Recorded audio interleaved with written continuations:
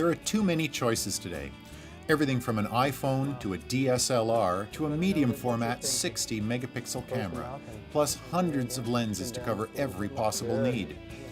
This can be a daunting task, but with a few good questions, this whole process can actually be manageable and fun. After all, buying a new camera should be an enjoyable and exciting experience. So, what to ask?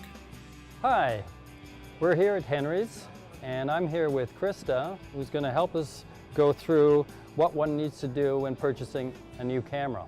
What's a good camera and where should somebody start? Well, they're all good cameras. Really, we need to hone in on what your specific purpose is with that camera, what your main intention is, what you like to photograph. So questions to think of that are important is, do you like video? That's a new thing in a lot of DSLRs these days.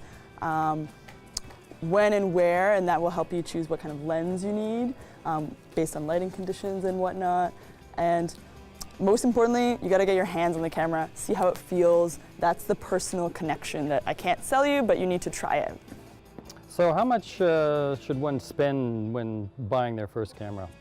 I would say even on a more entry-level DSLR, once you add all your accessories in, things like that, ballpark around a $2,000 price range, but when you get into something a little bit more advanced, you could easily invest almost that amount in really, really good glasses. And that's really the way to invest, is in your lenses. I think everybody's fear these days is, if I buy this today, you know, do I need to come back next year and buy a new one, or what are we looking at here in terms of durability?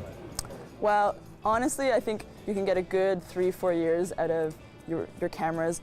Really and truly, your investment is the lens. You're going to have your lenses forever, and that's why you want to choose wisely.